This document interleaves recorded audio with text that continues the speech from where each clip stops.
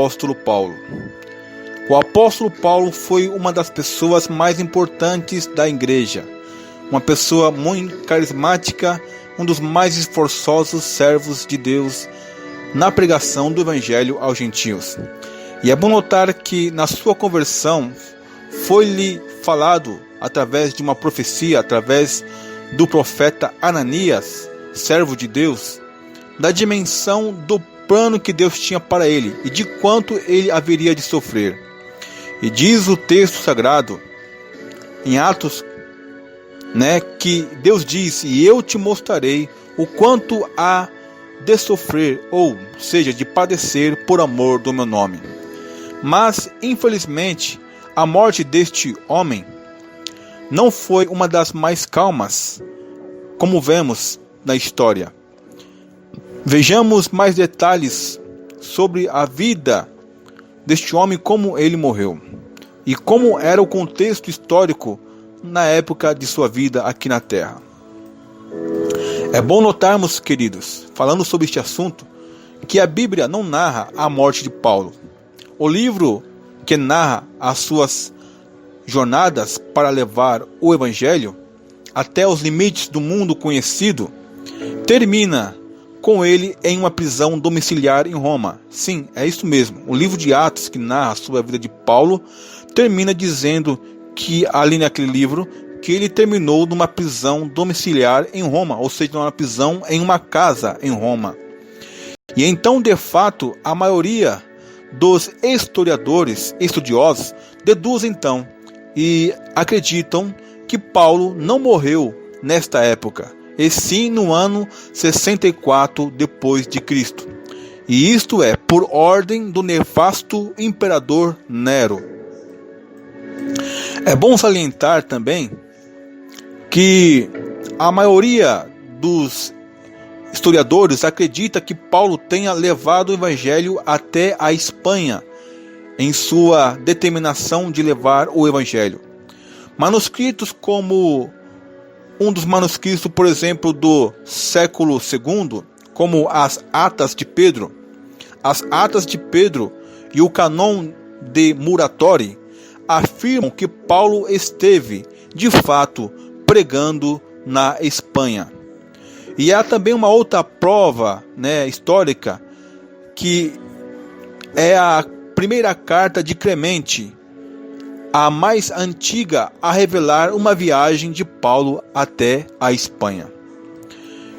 Mas voltando à questão de sua morte, temos que também entender o contexto histórico dos momentos e dos dias de Paulo, de como era os movimentos, de como era a situação no tempo, nos dias do apóstolo.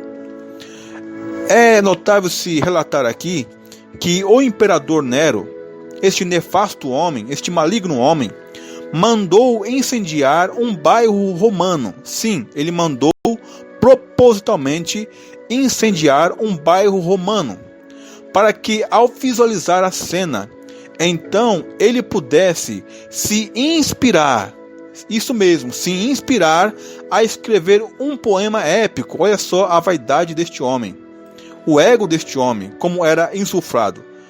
Então ele, para se inspirar para escrever um poema épico, mandou que se incendiasse uma parte, uma zona da cidade romana, Mas as coisas não saíram como ele premeditava. As coisas saíram errado e o incêndio destruiu então 10 das 14 zonas da cidade. E devido então à irresponsabilidade de seus atos, Nero então, agora apavorado, precisava de um bode expiatório. E imagine quem foi que Nero culpou, quem foi o povo que ele escolheu. Qual era o povo preferido de Nero nessa circunstância? Era quem? Nada mais, nada menos do que os cristãos. Sim, os cristãos. E não se sabe o porquê Nero, de certa forma, creditou o incêndio aos cristãos. Mas, a partir daí então, a crueldade, a brutalidade e a desumanidade com qual os cristãos foram tratados passaram a ser impressionantes, porque muitos eram espancados e foram também jogados nas arenas, para que os animais e as feras terríveis os devorassem, os estraçalhassem sem misericórdia alguma. E outros foram utilizados como tochas humanas. Imagine isso, tochas humanas para iluminar o jardim de Nero. Paulo, no entanto, é preso no rio Tigre e perto de uma ilha tiberiana ele estava. E ao contrário do seu primeiro julgamento em Roma, no qual ele é absolvido das acusações, neste segundo ele tem direito só a 2 interrogatórios, sendo que o primeiro termina sem nenhuma decisão, sem nenhum resultado.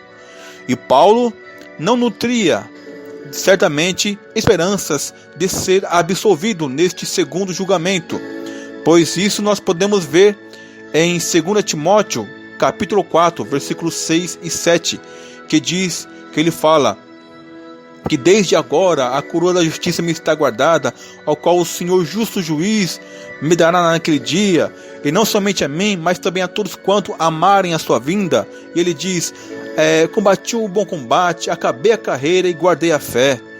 Então nós vemos que Paulo não tinha mais a certeza que sairia de lá vivo, que iria sair daquele lugar vivo, mas que com certeza seria condenado à sentença de sua morte. E devido à sua cidadania romana, ele acaba, de certa forma, para o bem dele, também, de certa forma, feliz, né? Vamos dizer assim, mas ainda assim cruel, tendo um tratamento mais humano, menos severo do que o de seu companheiro Pedro. Como, por exemplo, este último, no caso Pedro, em sua morte, foi crucificado de cabeça para baixo, por se declarar indigno de ser crucificado como foi o seu Senhor, de morrer como Cristo morreu. Então ele pediu para que fosse crucificado de cabeça para baixo. Paulo, no entanto, por sua vez, tem a sua cabeça separada, cortada, desligada de seu corpo, com apenas um só golpe de espada. Com um só golpe de espada, então, Paulo morre decapitado. Mas se engana quem acredita que seus lábios se fecharam quando sua cabeça foi separada de seu corpo, pois suas palavras e histórias falam-nos até hoje, através de suas epístolas e através do livro de Atos. Pois suas palavras ecoaram pelo século dos séculos e chegaram hoje até nós, através de suas epístolas.